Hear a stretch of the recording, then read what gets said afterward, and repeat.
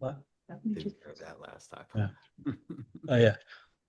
Oh, I just had surgery. I'm not going to turn my camera on tonight. I'm not camera ready. Okay, Okay, thank you. how about a picture? Could put up a big picture. Hope you're feeling better, Mike. Yep. Yeah. Thanks. All right. Welcome, everybody, and thank you for coming to the September Lower Makefield Park and Recreation Board meeting. Roll call. We have, to my left is James McCartney, Supervisor. To my right, Michael Brody. Online, we have Kim Rock and Michael Blundy. And over to our right, we have our Park Director, Monica Tierney. Absent, we have Rob Labar. Am I missing anybody else, right? Nope, we're short. All right. Looking for people to apply for Park and Rec Board positions. There's 2 open positions. Yeah, absolutely. I think we do have some applications in the hopper. Have we done any interviews yet, Mr. Supervisor? I think there is some sitting interviews that we have, so we can look through those and get some nominations up for you guys. Appreciate it. Always. Help us out. Yep. Thank you. All right, first, next order of business is the approval of the June 10th minutes. Do we have any, do we have a motion to approve? So moved. All right, we have a second. Second. Thank you, Michael. Second. Do you have it? Thanks. Second by Michael Blundy. Do we have any comments or additions to the June 10th meeting minutes? It was a really good meeting. It was a good meeting. I hope you all got to see it. If none, call the vote. All in favor of approval of the June 10th meeting minutes, say aye. Aye. Aye. All approved. We're going to go right to the folks that are here in the audience, the liaisons. We'll go PAA. I don't know if you want to go first.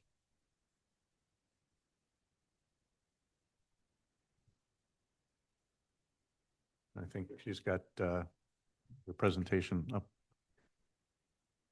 Wayne, 48 Blackhawk Road, Lower Makefield, you're representing Pennsbury Athletic Association. It's on.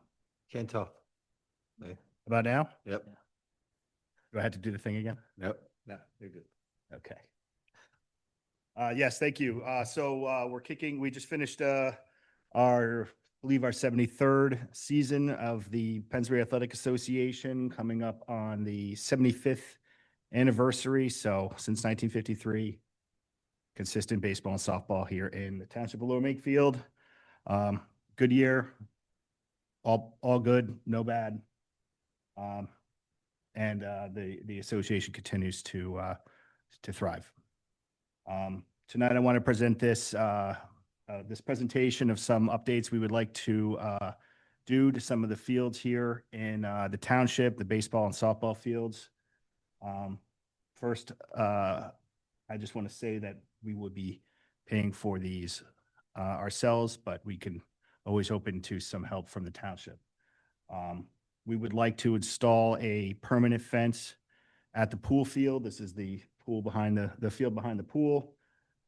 In addition to take down the kind of rusty backstop, put up a straight backstop that's taller, as well as replace the fences down the third and first base line with some netting. Trees were removed. They're probably still in this picture, but there were trees that were removed between the field and the pool. Those trees did serve as a barrier for foul balls going into the pool field. It cost us a lot of softballs and also stopped a lot of swimmers from getting bonked. So a net would probably help us both in that regards. Then as far as the permanent fence goes, we have in the past been putting up a temporary fence, and it gets destroyed every year by various ways. And it's also, those are pretty expensive. So we would be looking for an okay to put up a permanent fence in the pool field. Monica, years ago, there used to be pickup games there, like adult men's on Sundays. Like, do we still permit out to any for rec, like for where a fence might be, an impediment for those folks that? No, but those permits were through PAA as far as I. Nah, we used recall. Donna, this is going way back. Oh, then, Donna used since to I've do been it here, no. We used to have Sunday mornings that, there was just a local men's Men. pickup that would Mm-hmm. come there and play. So I didn't They know. play at school fields now. Yeah, this wasn't even a league. It was just strictly, we were all LMT people that just showed up and picked teams every Sunday morning. Not the leagues that play up at the middle school. So I didn't know if by putting a fence there that kind of prohibits anybody else from playing, because I'm sure the fence would be a little shorter than.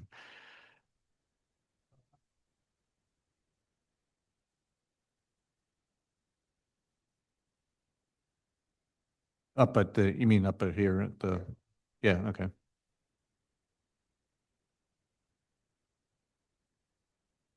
No, I guess that field wasn't built then, so this was. So as long as there's an alternative that if somebody does want to use. Those fields are rarely used on Sunday mornings, so we would, Yep. if some men's league wants to use that, we won't have a problem with it. All right, next slide. We want to replace the old broken scoreboard that's been there since I believe the early 90s with a functioning scoreboard.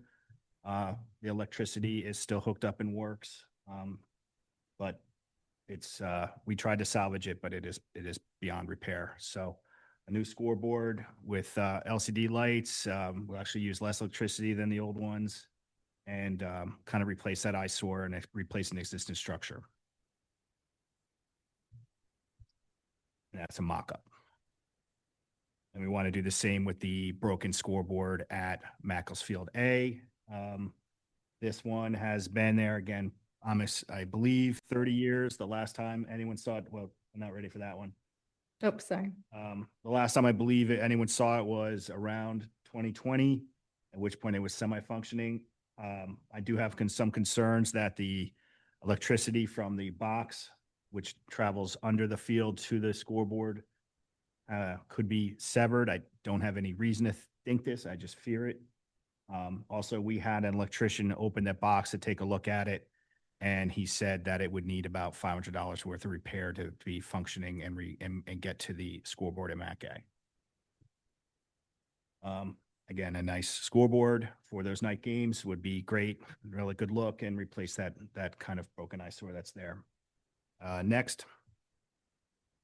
While we're in there, we'd like to, this is not definite, but we would like to explore how much it would cost and the feasibility of running another line from one scoreboard from the left field of Mac A to the right field of Mac B, and tuck another scoreboard back in that corner, as shown in this mock-up. So this is something we haven't really priced or explored, but I would like to explore it, and if it's okay, get something in there. Now I know that there's somewhat plans for perhaps for Mac B. Okay.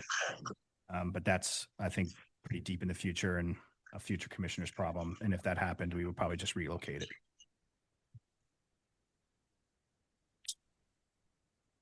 Right. And then a major initiative we have this year is to get the Mac H field into a better condition so that it's used more by younger kids. Right now, it has a very deep infield. I did present this at a meeting, I think, earlier this year. The infield is made for older players, so it's very deep.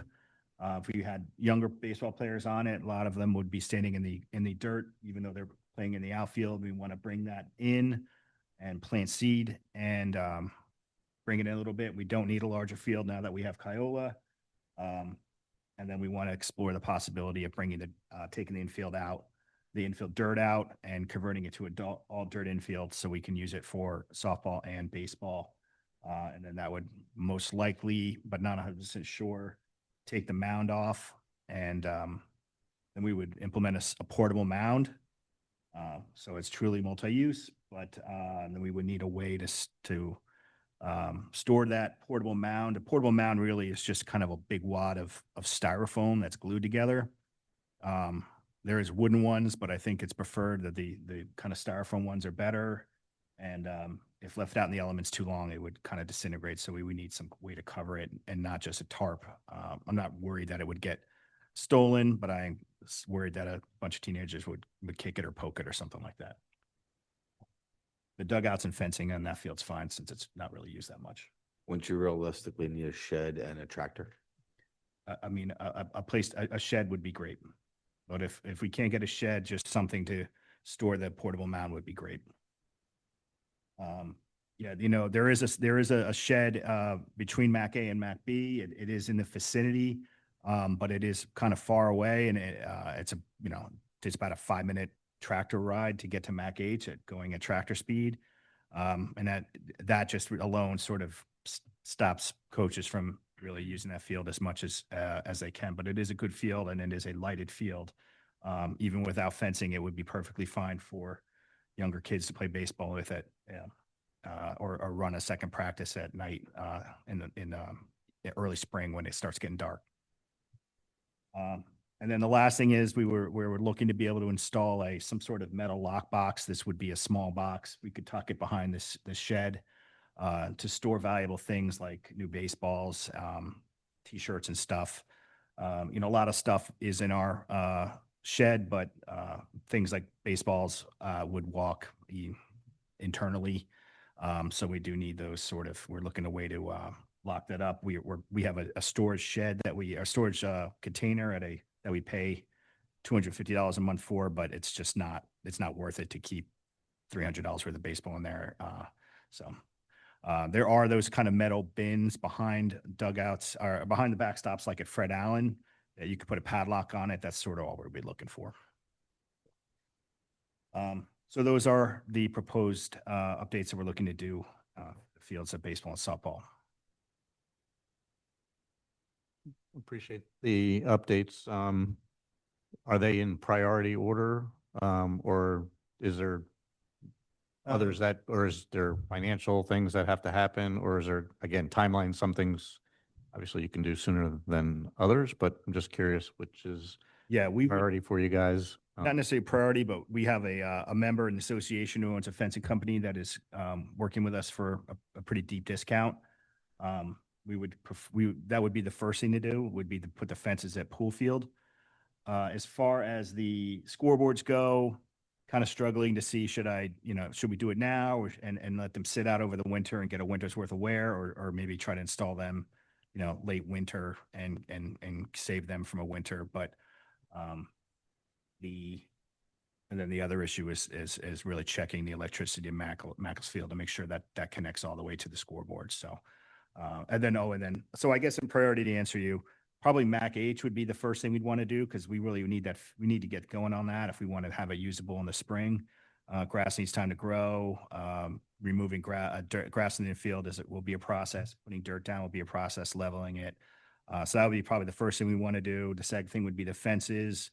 And then the scoreboards would probably be either late this year or early or late winter next year to get those going on.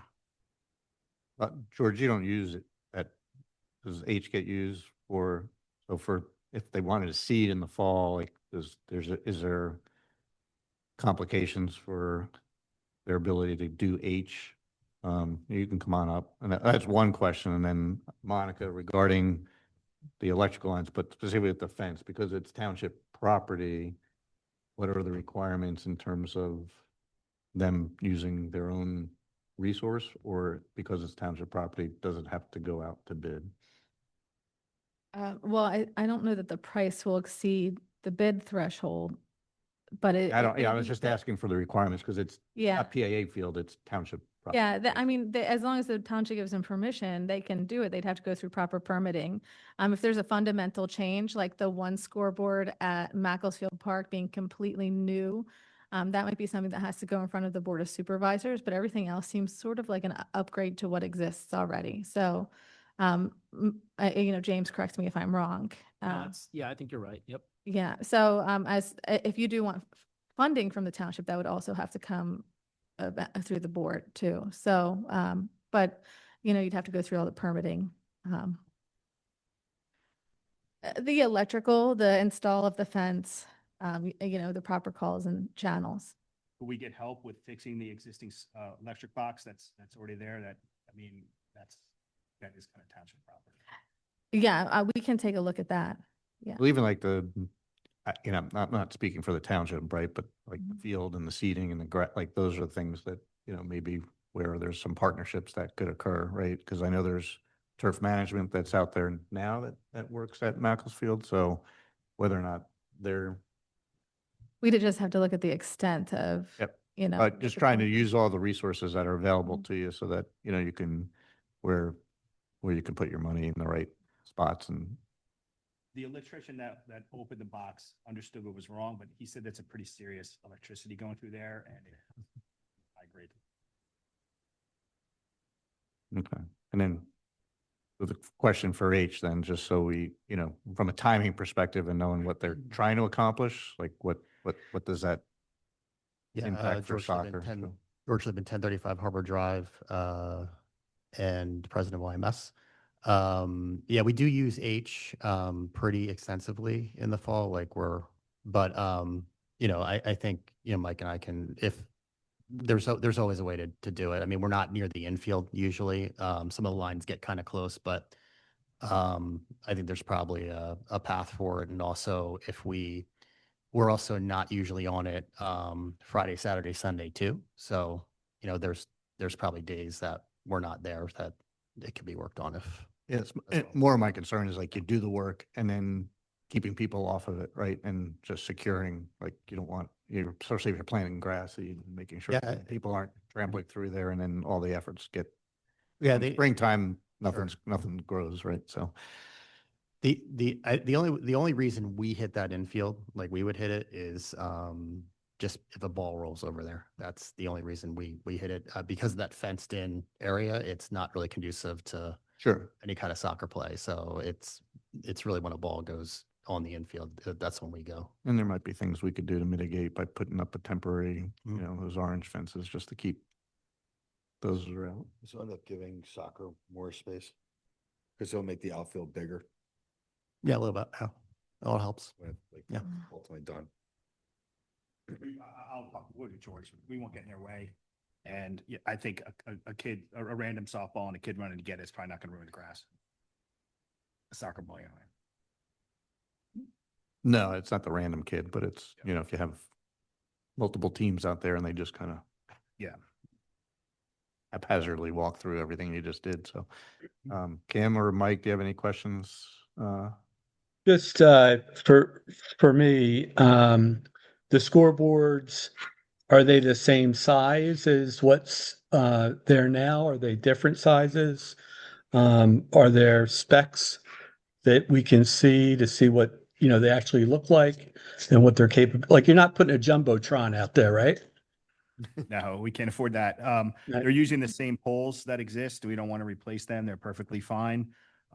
They're within 2 or 3 feet. And I do have specs and I will present them to the board.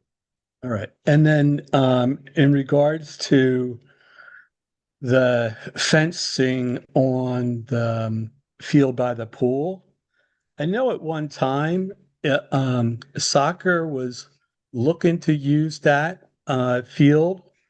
And if a fence goes up there, then I think that would prevent that, you know, from happening. I think that would just make that baseball only.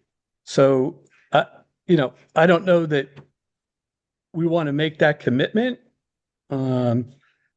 George, if you have any thoughts on that?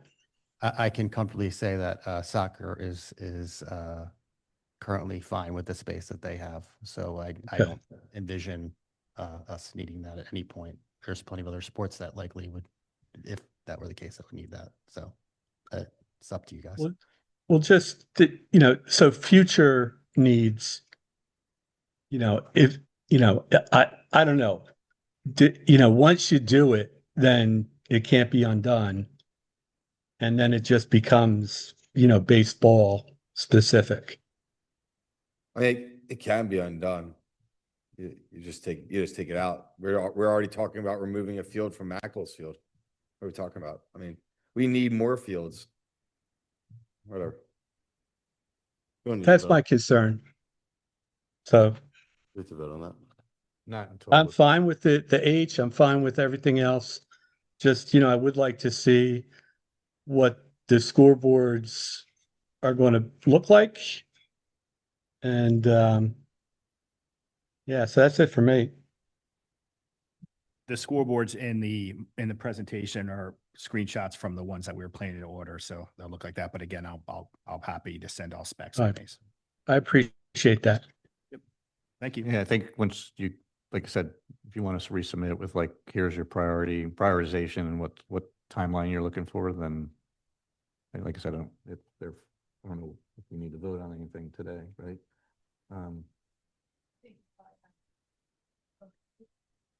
I think you'd probably have to vote to recommend anything that needs to go to the board eventually when we get to that place. I don't know that we're fully there yet. We would like to start on this, at least the fencing at pool and the Mackfield work as soon as possible. What about? Okay, so I would recommend that the board, if you guys agree with it, it wouldn't hurt to take a vote on it. Sure. Or disagree, I mean. No, Whichever way. no, well, we can make a motion to, I just, Do you think this has to go to the board to get approved? well, it's township property, so I think they just need to make sure, right? I think it's more or less, I could run it by and see if it's something that the board, feels they need to see. But anything that's just a simple change to something that pre-exists, that doesn't seem like something that The was, fence is new. the fence That is new. That makes sense. And so. I was is thinking about the- Mac H would be, I mean, where the grass ends, where the grass That, begins. I don't see that as an would- issue, that right? would That not was be- more of a courtesy thing. It's really the fence is the, Fence makes sense. And the scoreboard, that is. and a new, And a brand new scoreboard. Yeah. Yeah, yeah. Yeah, that's why it's just like, Yeah, let's, yeah. let's prioritization. Like if we need to get this thing approved first and not have to worry about you presenting a new scoreboard to the board of supervisors, because that's not going to happen for 18 months. But if you're saying it's going to happen in 6 months, then we want to present everything at the same time. So. Okay, that's fine. Happy to do that. It would be within 6 months. Again, but we don't know the feasibility, if we can even afford it or how it would work. So that would be something, like, this is just a plan, but if it's prudent to get the plan approved before we even explore it, let's probably should do that. What do you say? I would think so. Yeah. What about the fence? Did you obviously you have somebody already that you've been talking to. Did they give you a rough estimate on what that was going to be? Yes, What was that? 12,000. Okay. And you guys have feasibility for that, or that you would look for a partnership for that? We have feasibility for it. Okay. And then how about the scoreboards roughly? Did they give you an estimate of what they were going to be? Placement and the new one? It's the installation, actually. It cost more than the piece of machinery. So looking at probably about 25,000 for both scoreboards. That's a delivery, install, removal of the old scoreboard. 25, not counting the new one, just 20. Not counting big. Oh, not counting a new No. one. 25,000 just to replace the existing? The two Sure. of them. The two of them? Yeah. Okay. And do you have financial feasibility for that? We do.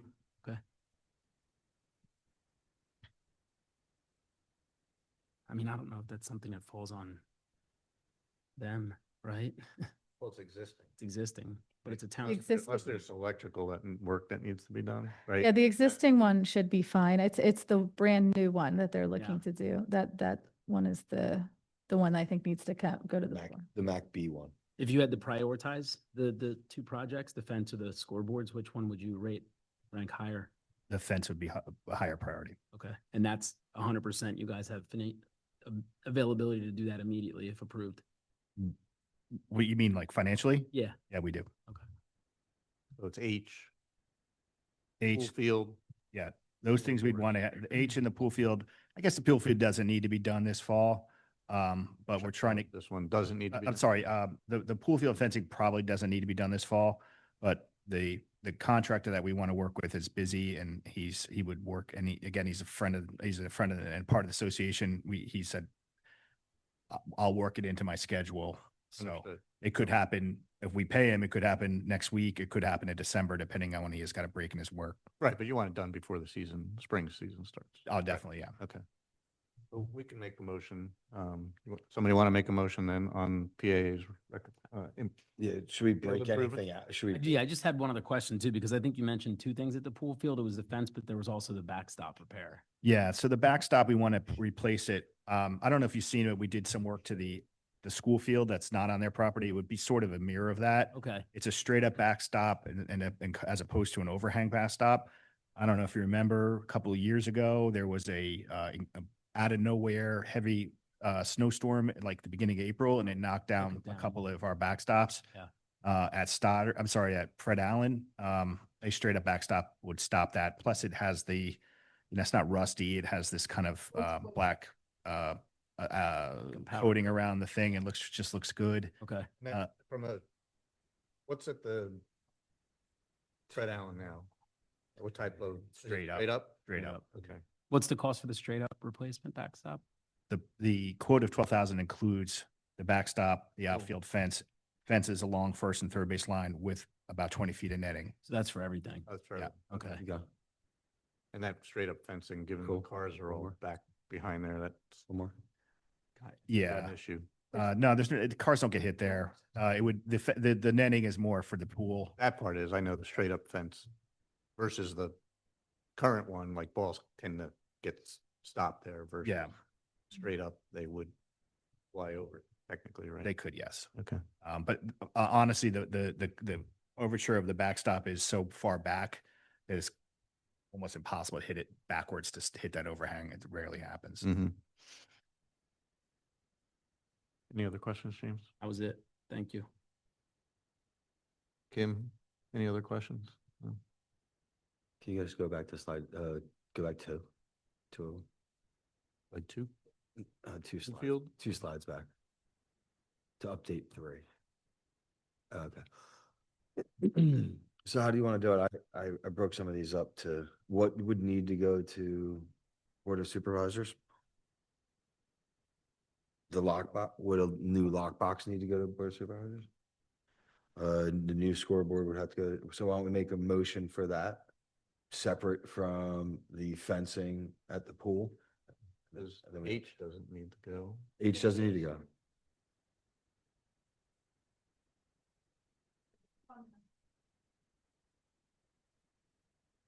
You know, From a like, baseball field to a baseball field?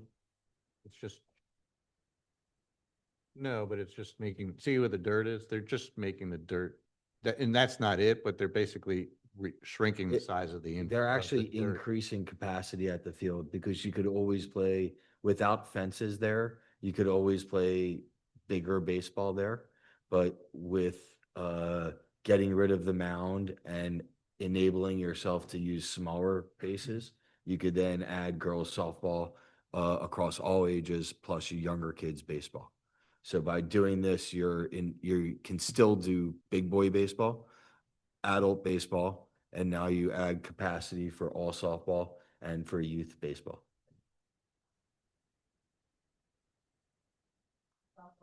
It doesn't because it's still a full-size baseball field. No, she's saying that today it's not a softball field, It's a baseball field. right? But she's changing it now to. it It's could still be a baseball field. It'd be softball and baseball. Yeah, So that's what whatever. she's recommending. Yeah, whatever you want to do. I mean, it doesn't hurt to bring it in front of them. I mean, there's not, Yeah. right, I don't, you know, If we have present it time. in a way, Yeah, yeah, it's fine. It's presented in a way to the Board of Supervisors that it'll be a multi-functional Yeah. field versus a one-dimensional field. play for all. right?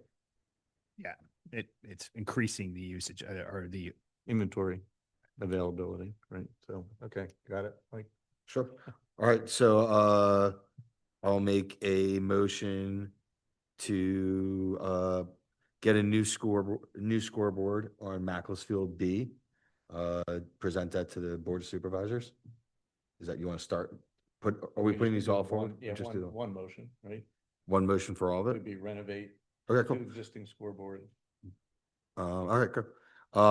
So we're gonna do a motion to renovate 2 existing school boards, update Macclesfield H, add fencing to the pool field, add a new scoreboard to Macclesfield B, and add lockbox, an outdoor metal lockbox at Macclesfield H.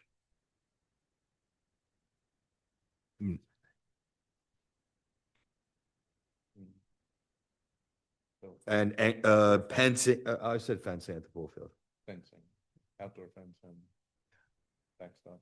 outdoor fencing and backstop at the pool field. All right, so do you have a second? Do we have a second? A second. Thank you, Kim. Public comment? Yes, Lori, come on up. Good.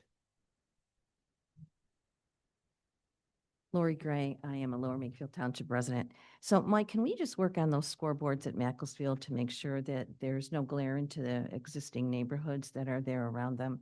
I don't think there should be. I know the one at A hasn't been used in a long, long time. Mhm. So I don't foresee that because we don't really have an issue with your lights Yeah. on A, but just to make sure, because B is a new one.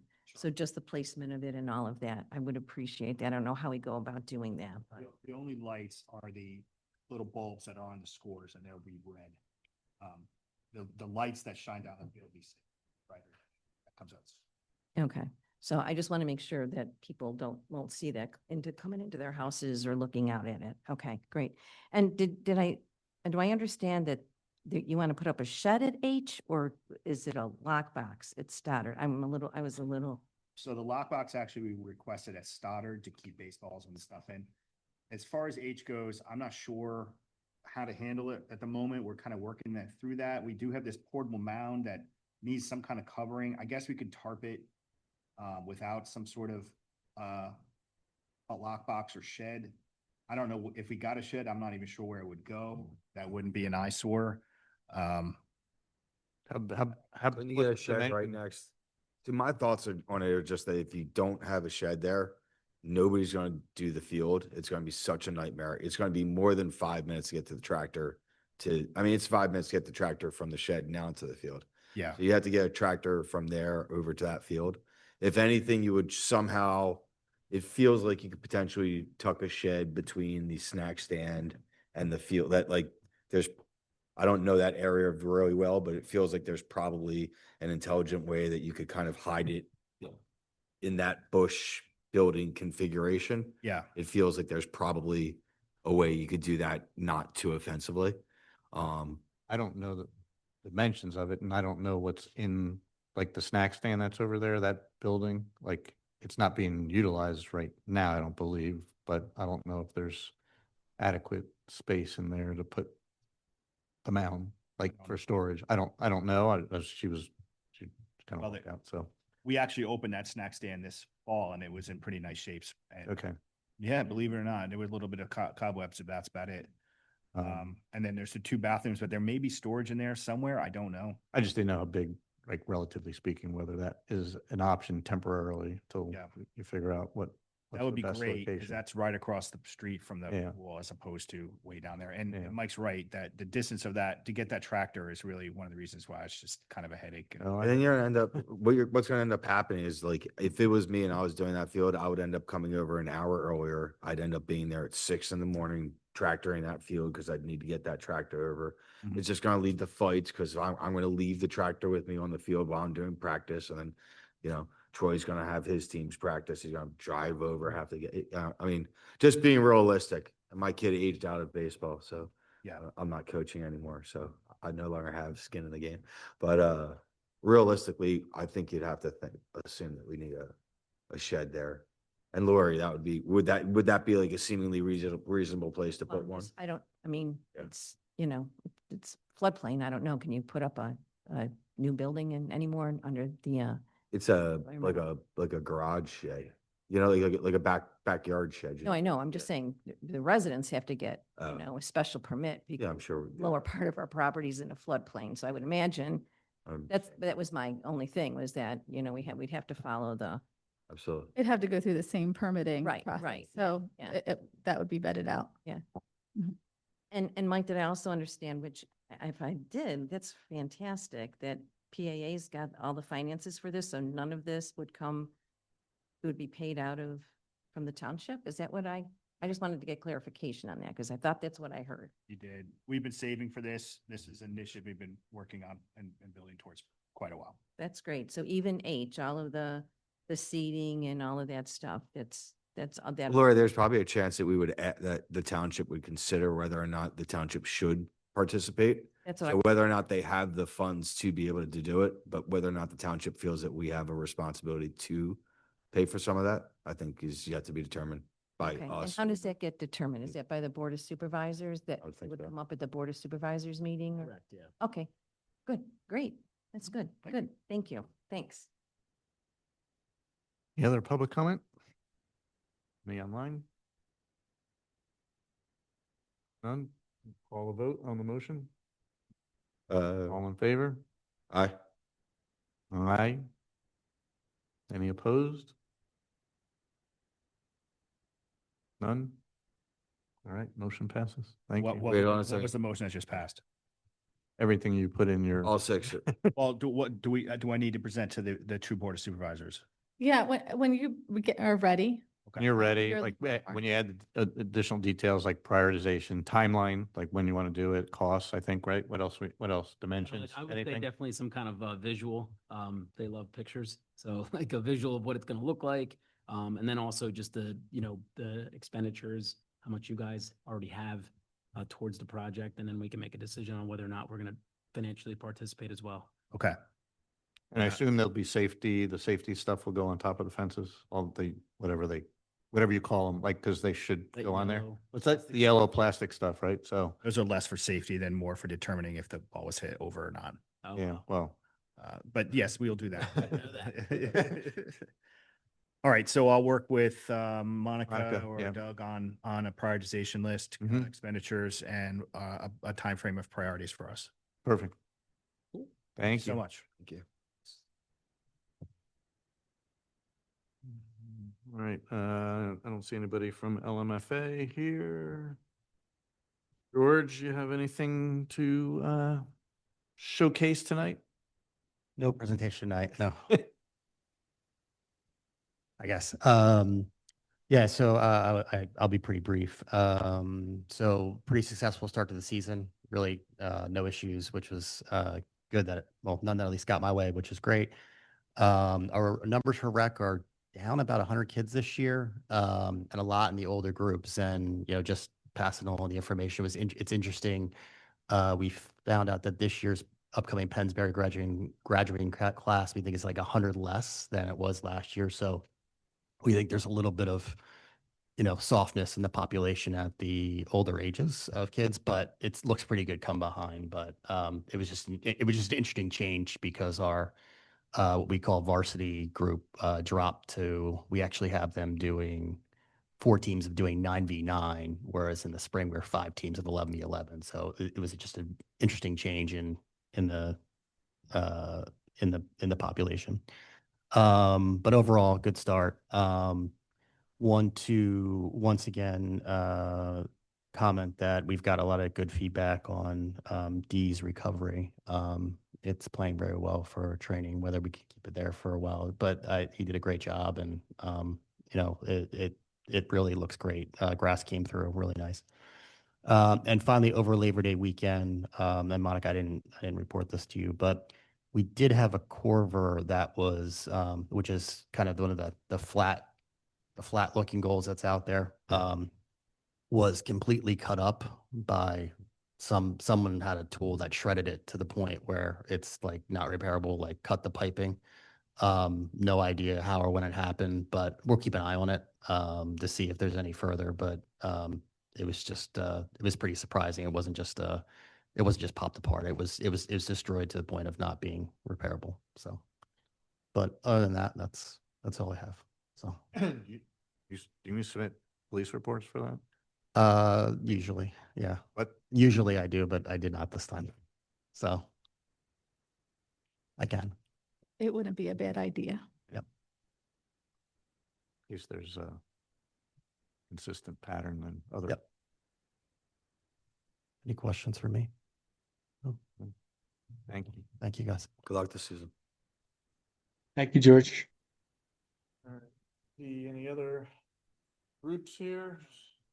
Any other groups? So we'll move to Monica. I know you have, especially based on this week's weekly report, probably there's a lot of content. I could have a lot of content. So I'm going to start just in order by what I have on the agenda. And if there's anything from the weekly report you'd like to call out, glad to discuss it. The first thing I have on the agenda is the ADA transition plan. Not asking for your approval today because you just got it. This is a draft plan that Lisa from the Disability Advisory Board has gone through, provided me some notes. The Disability Advisory Board has not reviewed and recommended it yet at this point. So that's something that would be coming up along with you looking at it and potentially recommending it. So what I'm asking the board to do tonight is spend some time with the ADA Transition Plan 2.0 and review it for our next meeting. If there's any edits in between that you'd like to send me, please feel free to send me. I love to send the board a draft that you feel comfortable with moving forward. The biggest changes in the ADA transition plan is just marking off things that we've gotten done, annotating things that maybe we missed in the first plan as far as like physical things in the parks. And then in addition, the addition of programming and how we're going to implement programming and more accessibility in the way we communicate with the residents and how the residents can communicate with us. So that was something that was recommended in the next plan, you know, as we move forward, time to move into programming. That's the direction we're headed in. So this is just kind of a new updated version. We've gotten through a lot in the last plan. So it's time. So if anybody has any questions tonight, that's fine. But just know it's coming back next time. No questions. All right. Doug, I have a question. Sure. With there's estimates in there for how much the items will cost. Mm-hmm. Can you just, tell us how you got those estimates? Sure. The original estimates for everything in there were given to us by our previous engineer.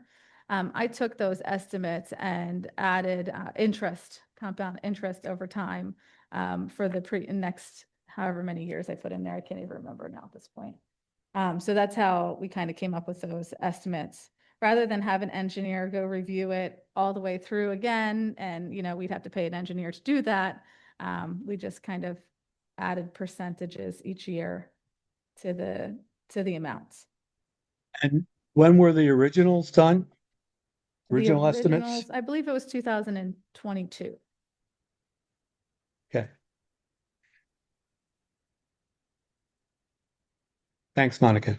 Yes, no problem. Quick follow-up to that, 2022, would that have been RVE? Yeah. Okay.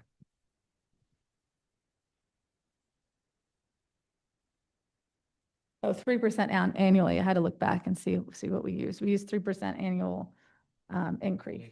Yeah.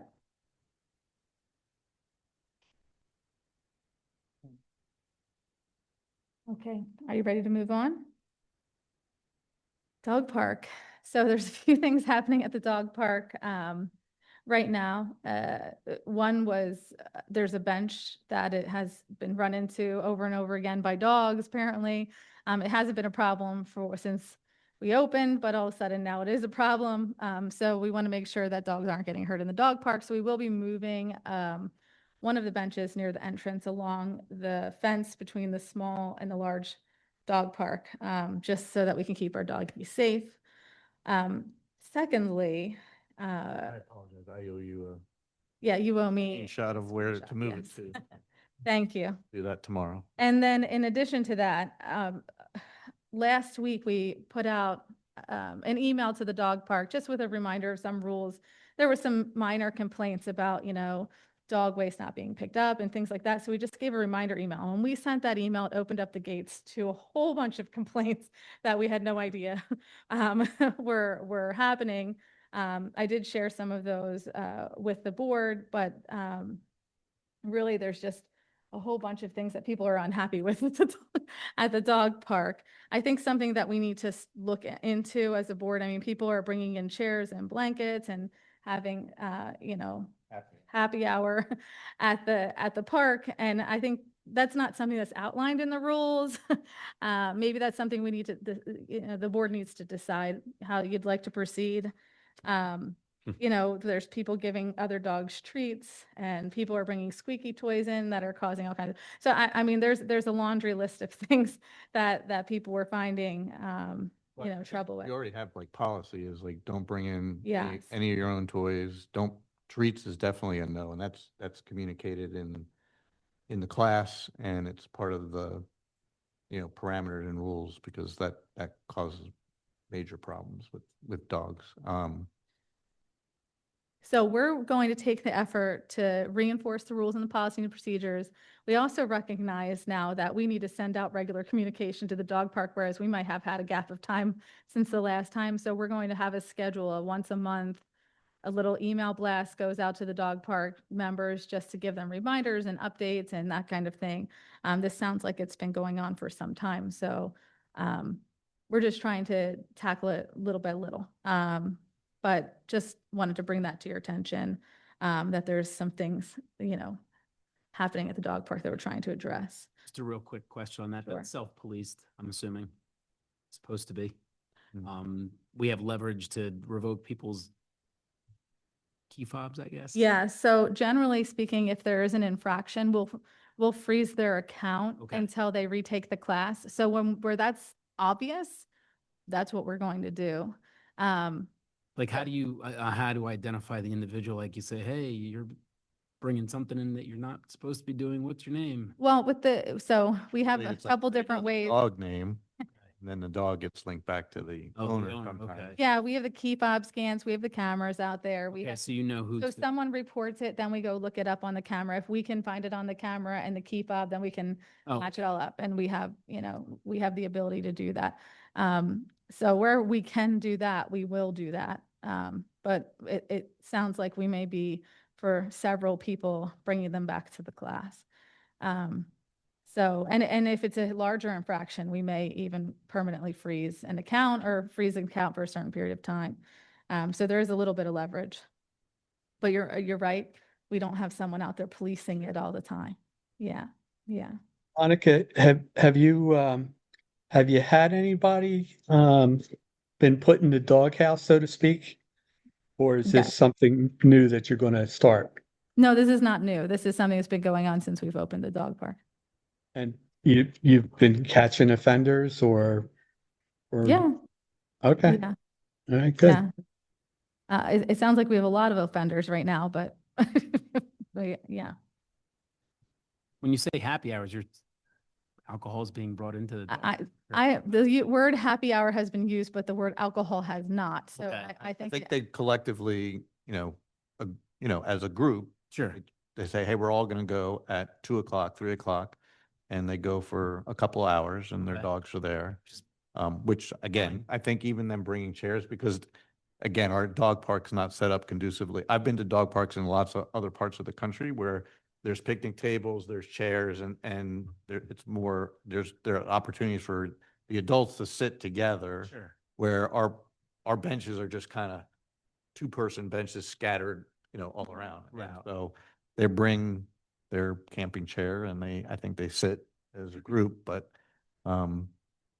which I don't personally have a problem with, but they still have to follow the rules, which means they still have to watch their animal.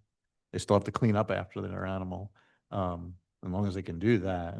But they also have to make sure they're not bringing in food, treats, things, whether it's human food or treat, can't Yeah. just, so if they're making it more like, hey, I'm bringing my cheese and crackers, and we're having a little, Yeah, like a picnic space. Picnic, where the yeah. dogs can run around, yeah. I would, we actually have a little money in the community fund still left.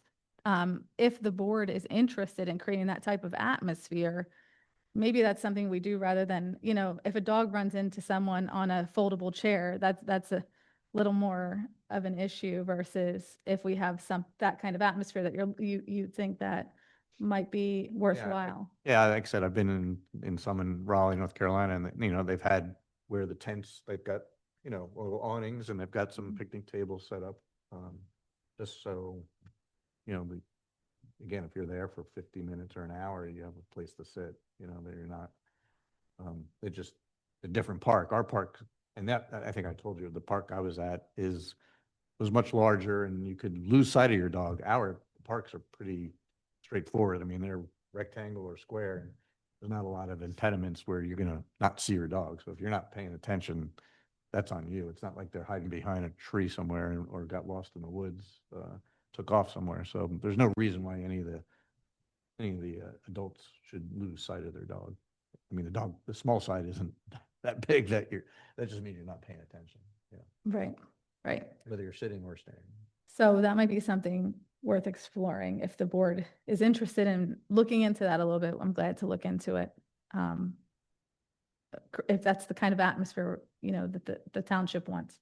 Well, again, if people go together, which they do, it's social. So the dogs are playing or they're out and about, and the adults, I mean, they either, when I'm there, they're all just standing in a circle, so, and talking. I mean, Yeah. not isolated. Some follow their dogs around and some play with their dogs and others are just, talking amongst themselves. So, Yeah, I mean, just sounds like blankets are causing problems. yeah, I wouldn't be any brain. Yeah, yeah. So just a thought. If we're Um, trying to increase enrollment, because I know we've set enrollments down, then making it a comfortable space for people to sit and stay longer could only be positive. Right, so I'd be glad to bring maybe some pricing, the amount of money we have in the community fund to use towards the dog park, next meeting, and we can talk about it. And I, would definitely recommend get whoever is in your weekly report together, and maybe they, if you can't get resolution, time out, right? In terms of, hey, we got 30 days and Yeah. 100%. Yeah, and Doug, if you have any examples of a dog park you've been to yeah, I'll see if I can that we can use as a, Google map pictures, because, yeah, there's a lot of different places with different setups, so. perfect. All right, is there anything else dog park anybody would like to talk about? All right, so let's move on to township events. So the staff have put together a tentative list of township events for next year. I provided them to you in your packets. If anybody has any questions, the only thing that we looked to add on, which we think we could get sponsors for, is the dog park, 2 dog park events, because we haven't done anything at the dog park for years. And people do sponsor dog park events. It's easy to find sponsors for doggy specific type events. So the one would be in June, a dog park welcome summer doggy ice cream social. And then the other one would be a dog park Halloween parade, which is something we've done before. We would be bringing that back. So other than that, we do not have community days scheduled on the calendar as of right now. That is something we had taken off, but everything else we've been doing. Just note too, next year is the 250th anniversary of our country and the 25th anniversary or remembrance of 9/11. So, there's probably some money we're going to try and put away in the budget for, well, definitely the 9/11 event. I'm not sure about the 250th anniversary. I know the Historic Commission has been looking at doing some things. So, but and I know the county is also doing a lot. So there's that too. Does anybody have any questions of what we put in front of you? Laura, you have a question?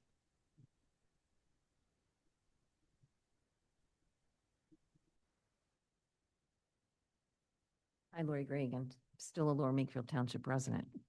What is can you just tell us what is on that list? Or is that something that we?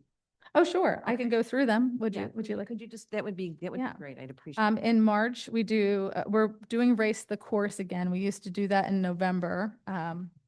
But we're changing the date because it was a November Friday night and it turned out it was hard to get people to get there in time after work. So we're trying a regroup on Race the Course, and that's at the golf course. Usually that's something we do as a fundraiser for some type of organization after we cover our costs with sponsorship and fees. So that's something we're looking at. Egg Extravaganza goes on the week before Halloween or for Easter. That is a township-wide egg hunt. In June, there's the dog park welcome summer doggy ice cream social. In July, typically we've been doing a movie in the park with our great partner, Kim Rock. September, we have the 25th Remembrance Ceremony. And we'll be doing our 5K Anyway color run. So that's that is our accessible fundraiser that we have. And then in October, we have our Halloween Monster Mash. That's usually the first Friday of the month. And we'll be doing a Halloween doggy parade. And then in November, the Veterans Parade and Ceremony. And in December, first Friday, we do a holiday event. Thank you very, very much. I Yep. appreciate that. Thank No you. problem. Yep. And that holiday event, is that kid specific or is it It's family friendly. family friendly? We did try to do it as a craft fair a few years back. Mm. And we found that it was competing with all the other craft fairs that happen that time of the year and just wasn't as valuable as doing the family friendly specific type event. We usually get around 300, 350 kids or people. Right. Mhm. And then nothing. I have a question.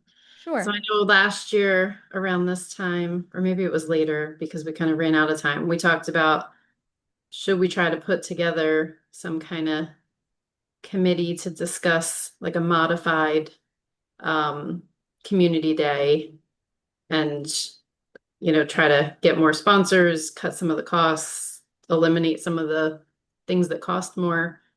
Should that still be a discussion? And if so, is there enough time to make that happen this year for next year? I don't know the interest of the board to move forward with that or not. James, do you have any? Oh, our board. Yeah, your board. I I mean, didn't get obviously it. the biggest thing is the cost, Yeah. right? So I mean, any attempt, Kim, to rebrand it under a different cost structure, I think would be listened to. I think, the board would be foolish to not at least give it a listen. So if there's a proposal that has, different dynamics as far as the financial piece of it, I don't see why the board wouldn't be open to listen to that. I think the initial cost of what it used to run was always the sticker shock for the board based on the current financial situation. But if it's going to be significantly decreased and there's still some added benefit, I can't speak for all the others, but I think that there would be an opportunity to present something. Okay. So Kim, we can get together on that. Yeah, that sounds good. I feel like if we could find a way to figure out what's the budget that makes sense, and then what's the budget that it is, and then, whether that's chipping away some of the things to get the budget down, or whether that's figuring out how to add sponsorship to get the funding up, just to see if it makes sense. Sounds good. And then just a couple other, I know you and I had talked briefly about this, and I'm a big proponent of bringing back the art in the park, right? So that was very successful a couple of years ago, or was it last year, I guess? 2 years ago. 2 years ago. Mhm. I hate to see that be a one and done thing, and I know we chatted about it briefly, but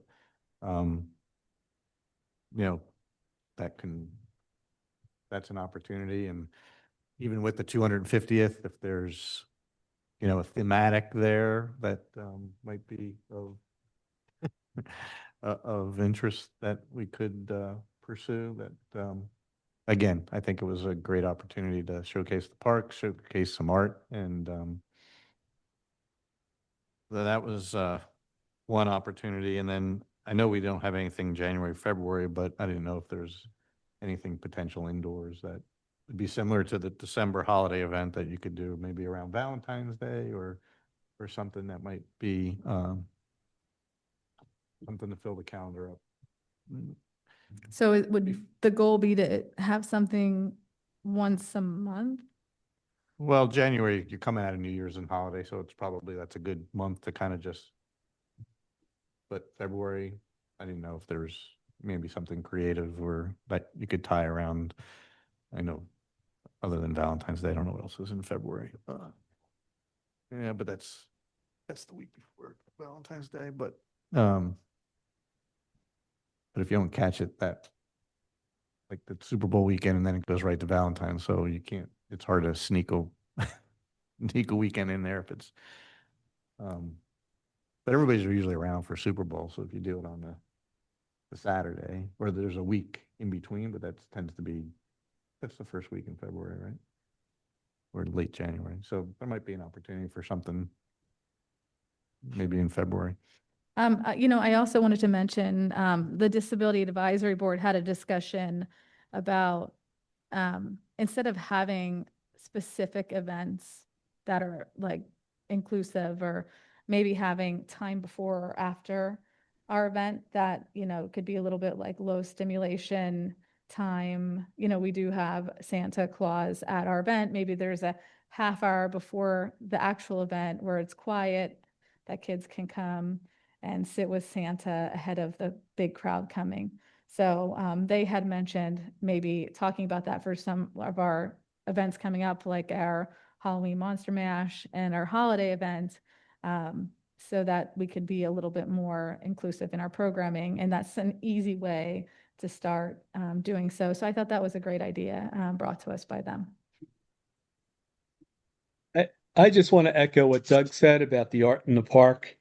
I thought that was wonderful. I didn't think it was all that much money either, under $2,500 or $5,000, and it was like the whole summer, and it was no work for the township in terms of. I believe they came, they delivered it, and then they came and picked it up when the program was over with. So yeah, I just want to echo and bring my voice with Doug's voice in that I thought that was a great a winner program that we had. I agree. I got a lot of great feedback from the community on it. And if we could tie that in with the 250th anniversary and, have kind of maybe some patriotic themed, sculptures, that could be fun. I like that. Okay, I'll look into it.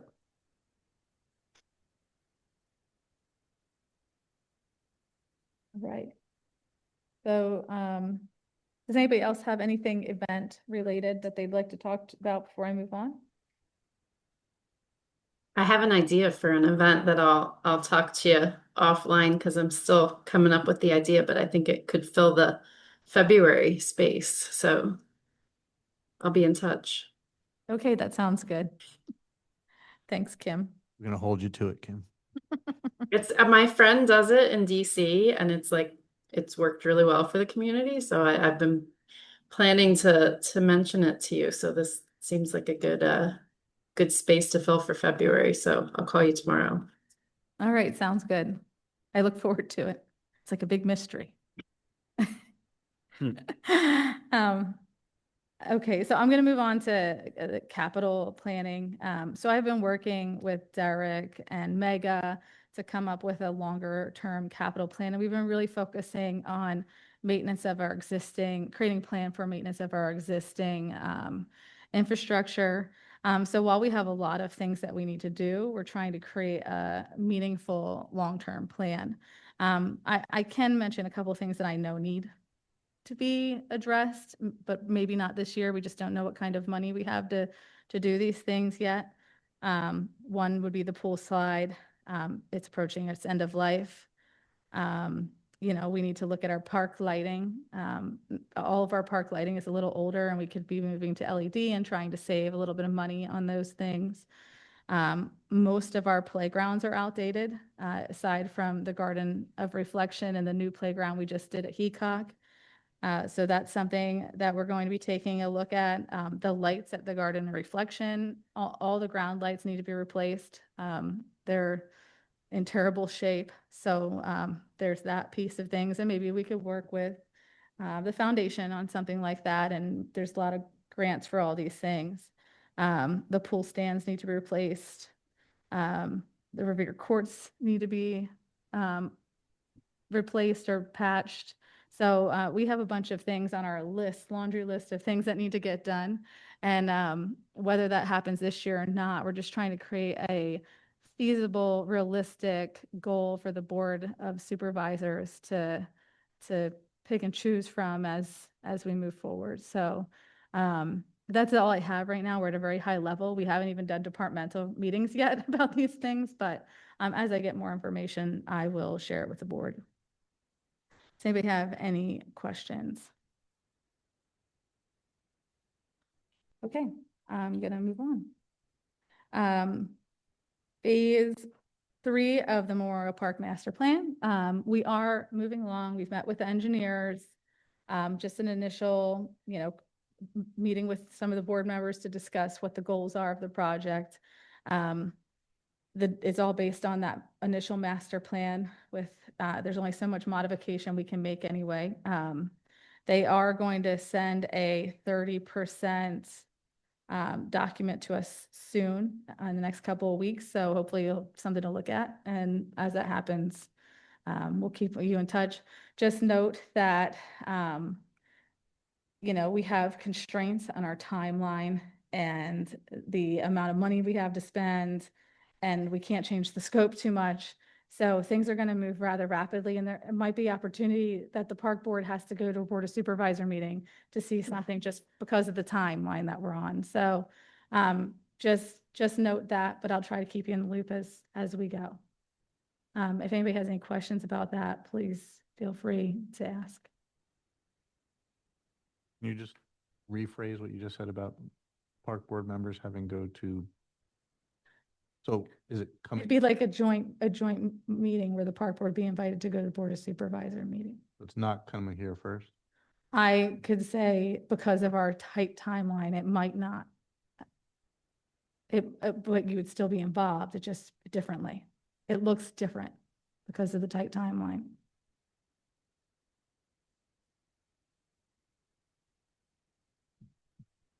I posed that view. You have the right to do so. What's that? That is fine. I just think that you should be given the opportunity as the committee to work with the group and present it as we normally do with any other. I will be bringing information to you, but we have such a tight timeline that we could lose the money that we've been given if we don't move quickly. We also could hold, maybe a special meeting or something like that, but we just have to think a little differently with this because we're constrained.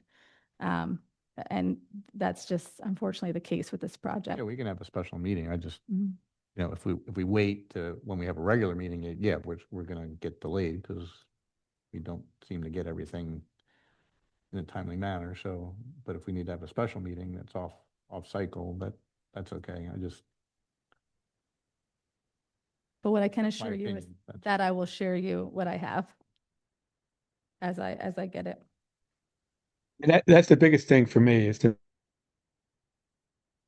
is to have information, not the day of the meeting, but, prior, so that there's time to read it, digest it, think about it. So you mean prior to a board of supervisors meeting? Yeah, I mean, the point of us being on this board is that we're supposed to give feedback on park and rec stuff before it goes to the before it goes to the board of supervisors. Otherwise, why am I wasting my time sitting here? The Macclesfield project, that's how it ended up going. Now we're doing it for this project. I mean, what do we have a park and rec board for if nothing goes to us, if everything just goes straight to board of supervisors? I don't need to waste my time sitting here for this. Just let the Boy Scouts do whatever they want and the Girl Scouts do whatever they want anyway. It's quite disrespectful. That's too many big projects. I definitely don't sit on this board for the small projects. I sit on this board for the big projects. And if my opinion's not valuable before it goes to them, stop wasting my time and let me off this board.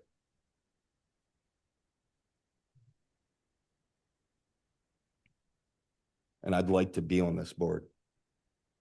But this board has absolutely no purpose if everything just goes straight to Board of Supervisors. or bypasses this board altogether and just gets made up of new boards. What specifically, or why are we approaching it this way from a park and rec? It's not to cut the board out. Yeah. It's just saying, we only meet once a month. The board of supervisor meets twice a month. The project has to be completely complete by June of next year. And we're just in the design phase right now. Yeah. So the timeline is so tight that, this may be done slightly differently just so that we can. The proceed budget with the was grant. done this way too last year. When did Three you, huge things. when did you plan on presenting to the Board of Supervisors? I'm Not not, even at that point yet? no, it's the engineers who will be reporting it to the board of supervisors. Okay. So we're not, there's a 30% drawing that should be coming in 2 weeks to the board of supervisors. And that's our board. It's going to them, not going to us. Now, she's going to share it with us, but from what we understand is that this is a BOS-driven project, Sure. not a Park and rec architect-driven project. presenting to, I mean, it's a township project, but it's being overseen by the Board of Supervisors. Yeah, and to Dave's point, isn't the point of having a park and rec board to give us insightful input to the process as it's being presented to us? Yes, no? Yeah. This isn't my say at all. Sure. I'm just, Our frustration, I said. Yeah. Yeah. I'm just relaying the fact that this has going to have to move quickly. Yeah. And that is, it may look a little differently because the need to move quickly. We have to remember that it is based off of a master plan that did go before the park board and that did go before the board of supervisors and was approved at one time. So, it's not like, But then we went away from the master plan as we jumped ahead to step 2 for the Macclesfield field analysis, where we decided, but we can just pause there. yeah. So. I don't know where. to There's go. been a lot of big things that have just come and gone right past this board recently, including the budget for last year, if I remember correctly. the bud- Wasn't a lot of it done like very last minute? The budget last year was weirder than most years. We definitely had done very little for the Macclesfield project. And this is just silly, but No, I hear you. I was a little curt, and I apologize for that. But, No, you have every right to be. but seriously, for the last year and a half, the only things that have seemingly come to us have been Boy Scout and Girl Scout projects, which have been phenomenal projects. I love walking into the pool and seeing that mural every time we go there. So, Sure. But we should be a part of those big things. Otherwise, what are we doing? Absolutely. What If are we there's doing? an opportunity even at the Board of Supervisor meetings, and I think is that what your point was, Monica, to maybe have them be part of the review during the BOS piece of it at the same time? Yes, if that might have to happen. I can't say for sure that it happened. I'm just trying to prepare the board that Sure. could be a potential because of the tight timeline. And it's the timeline because of grants? Is that? Yeah, the grant, yes. We could lose the grant.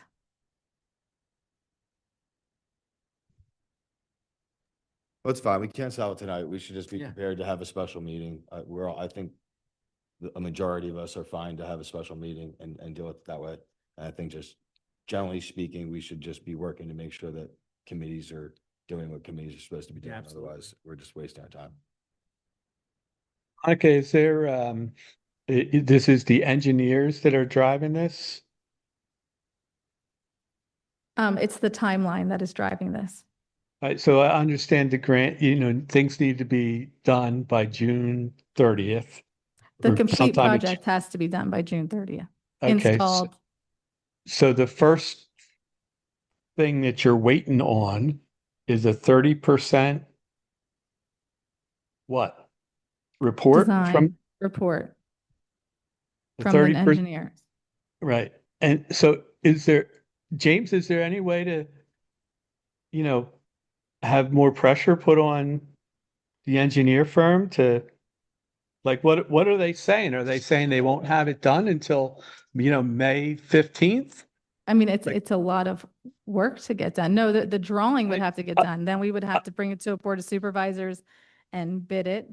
Then we'd have to send out the bid, which is so long, right? 30 days or so. And then hopefully we get a good bid and it comes in and we can move forward with the project that's under budget and finish the design by June. I mean, everything takes, it's 30 days here, 30 days there. You're saying Is there a design commitment has to be finished by that June. the Not engineers project. No, will the have? entire project has to be finished June of what year? next year. So we're in September. We're So in crunch time. So in 7 months, we have to have a complete project Yes, done. yes. So I mean, my point is that, we have 7 months. Have they given us, I'm talking about the engineers, a timeline for when their work will be completed? We gave them a timeline in the RFP that I shared with you. I can't recall it right off the top of my head, but we gave them a timeline of our expectations. Okay, I don't recall it either.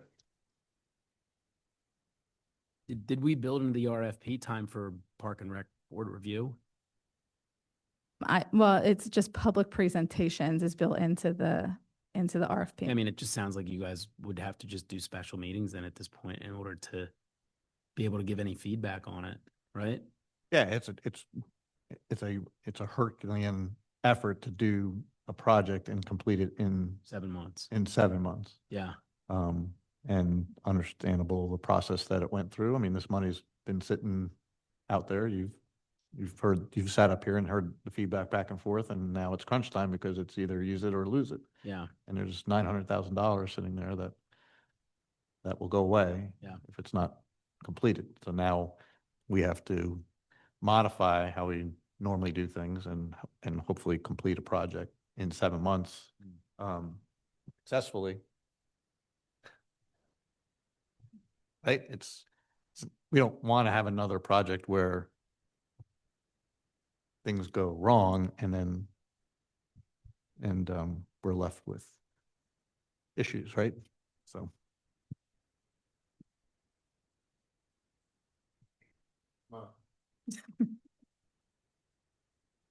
All right, so moving on.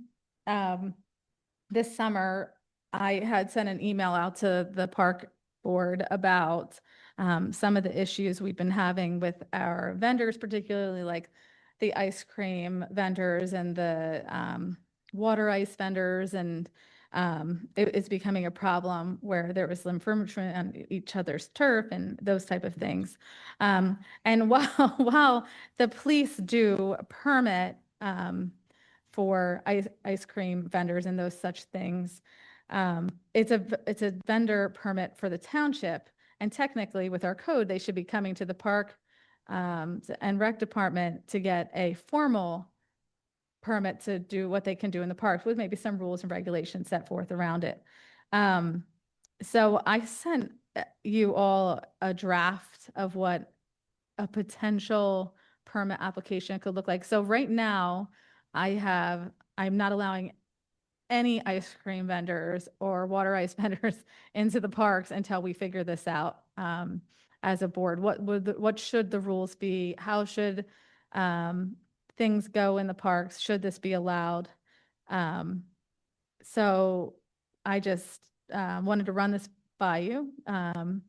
If you feel comfortable to vote on it today, that's fine. If you want to wait until the next meeting, you want to have a little more discussion, that's fine. But I did put something in front of you for an initial review here. I don't think you have it in front of you. From a legal perspective, like, we're allowed to do whatever we want in terms of, if we said we don't want any of it, we don't want any of it when we have vendors that are open or like. I mean, according to our code, we create You can do whatever. the policy of how it operates. So the current permit they get gives them the ability to operate within the confines of Lower Makefield Township, right? They Yeah, can then drive down the street. streets, right? And that's all that it provides, right? They've met, is there anything else they meet, like background checks, things like that, or is what what does the police give them and what have they done to give them the permit, right? To be honest, I don't know how the police permitting process goes. I'm just curious because just like with our leagues, coaches and everybody, so now if you got a vendor coming in where there's kids and whatnot, like, are they already completed that or then that becomes another? I feel like Sure. that's something, now this would have to go through our solicitor too. So no matter what we come up with today, it still would have to go through our solicitor. So if that's something that's important to you, I could definitely, Well, even if they're driving around the streets in our township, right, I would Yeah. think that they've I asked assume we don't check background for check? that. I assume we don't check for that of our ice cream vendors. I mean, do we do that for a ice cream vendor in a store where kids could walk up? No, it's a private business, but you're now asking somebody to come in and drive around our township, Yeah. right? So I just was curious if they do that, but if now we're giving them access to our parks and something happens, then the township's someone's gonna call the township and say, why'd you let these people in? We'd be Mhm. losing money on it for the cost of the application. I don't know what the application costs, or the background check, I mean, but that'd be something I'd wanna at least know. Is this is there a fee that the vendor would pay? Oh, we could charge a fee, sure. I mean, but right, Today, there's no fee. I'm not sure if the police department charges. Do you know that, James, if the police? I do not know. Probably 250 tops, Yeah. like small, not Yeah. like a major. probably less, I would think. Right, I figured at most 250 bucks. Well, if it's $250 a year, it's really not that much with how much they're going to be making in the park, ultimately. Oh, so it's a yearly, I mean, if they're It's- paying already a fee to the township, I wouldn't charge them another fee, but I would make sure that they're permitted, right? I don't know if the police charges them something today or they don't, right? I'd have to find out. I wouldn't double dip, but the only comment I had on the form was to include somewhere on there that, trash cans aren't in our parks and that Mhm. they would need to provide a trash receptacle.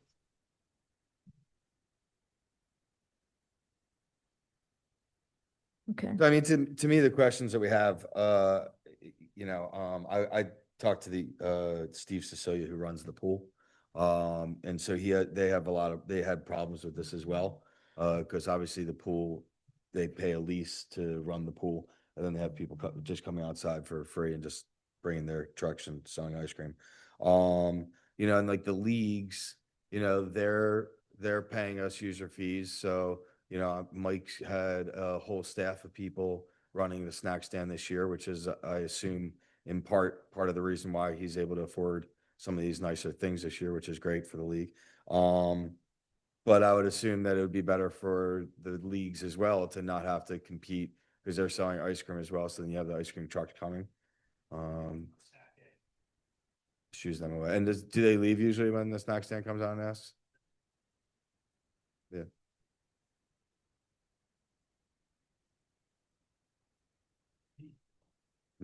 So I guess really just, they also sell beverages, which you sell. So I mean, it's so I guess really the question for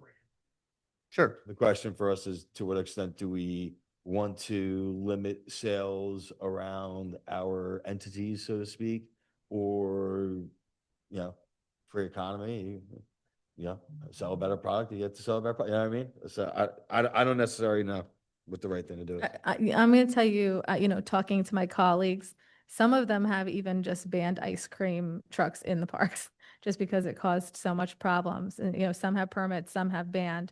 I'm not saying one or the other, but I just want you to know all of the options when it comes to moving forward.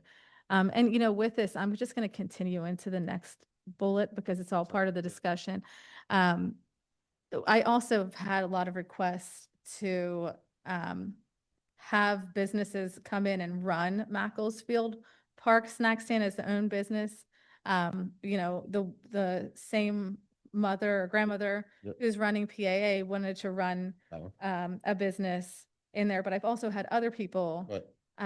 So, the park board should maybe consider either bidding out that you know, that opportunity or any other opportunity to have, you know, food, because there is no Right. opportunity for food now at Macclesfield Park. It's BYO. So, which is okay. But with this whole discussion, maybe this expands even into that discussion. Bless you. That was good, thank you. Mhm.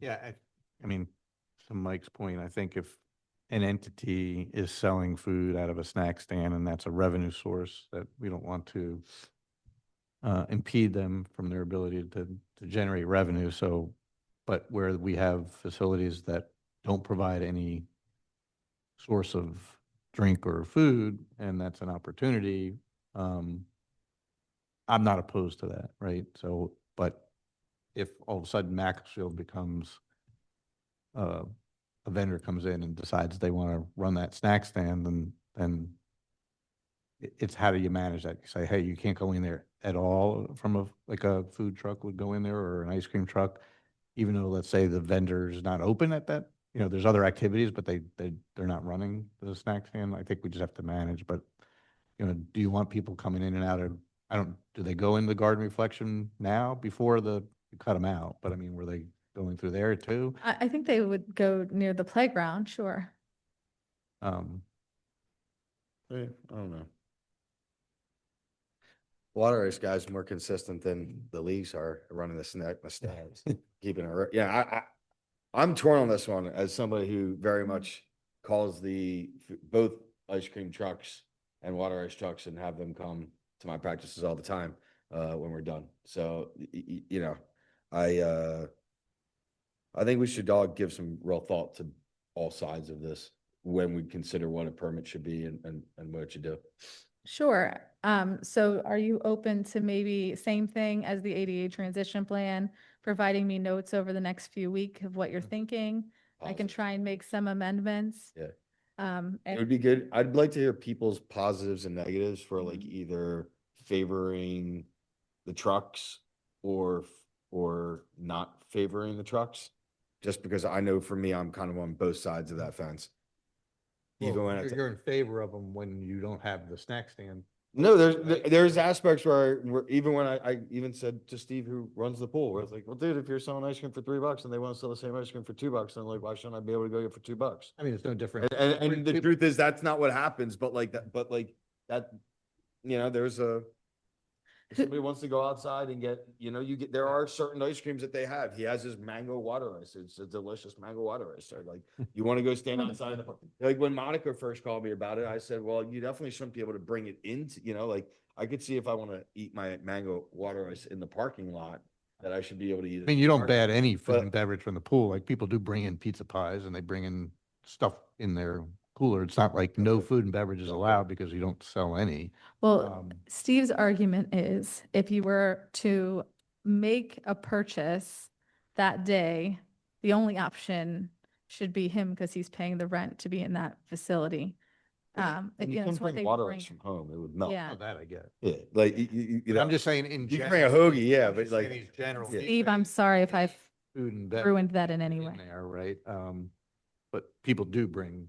yeah, So Mike, you said you wanted to hear the opinions of, board members. Like. you want to hear, Duh. Like okay, I'd like to. I'm like, who do you want to hear that from? No. Like, no. I mean, anybody who's paying attention and wants to send me your thoughts on this, I'd love to hear your thoughts on this. So for the two of you, let me know what you think. No, just from the board, like, from the board members. Okay. Yeah, I mean, I agree. I Well, don't Mike and think I don't think it should be direct competition to a vendor who's paying rent. But at a time when the vendor who's not paying rent is not open, then it's logical to supplement.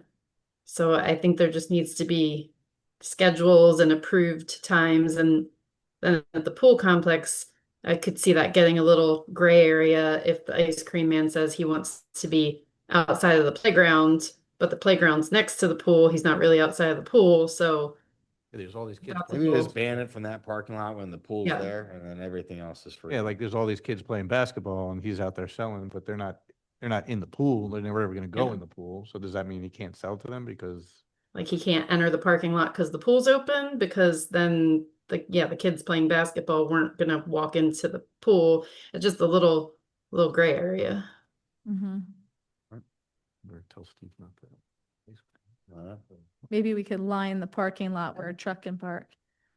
Well, I or don't know. yeah, it could just be, you need to be down by Where the you're allowed to basketball be. courts and not So it's park next yourself to up by the pool. Okay, Soda machine by the pool. By So the, I think if we get Monica back some feedback within the next 2 weeks, Mhm. pros and cons, and then if we can, based on that information, Monica, if there's a policy that can be written, that we could then present back to the board at the next meeting. okay. And if you know, as a follow-up, like what the police then does ask, just that'll help us in terms of what needs to be included or based on what's not already being asked of the vendors. Okay, sounds good. You know what else I can do too, is I can reach out some neighboring vendors or neighboring townships and see if they have any samples of how they handle it too. Yeah, I would be curious if neighboring townships require, a clear criminal history on the food truck vendor, because that's not one of our items. And I think it was Doug or Mike that said, I mean, if they're there now as approved by the township, I'd like to know that they're not convicted criminals. Mm-hmm. Not that they don't have a right to work, but Yeah. they can just sitting in our parking lot there was a lot of kids running around. Okay. Okay. Does anybody else have anything on that? Nope. Okay, that's all I have planned for today. If anybody has any other questions, I'm glad to answer. If not, that's all I have. All right, thank you, Monica. Any other non-agenda items from anybody? Public comment that hasn't been addressed? When do we move into budget stuff for next year? Next meeting? So the budget is being done completely different. So how that operates, I'm still learning myself. So as we go, I'll let you know. Cool. Awesome. That's all I have right now. That's all I had to. All right, so I want to make a motion to adjourn. Motion to adjourn? All right. Thank you. Anybody want a second? Second, Meeting adjourned. Mike Blundy, second. Mike Brody, motion, all in favor? Aye. Good night. Bye, everybody. good night. Good night. Feel better, Mike. Thank you.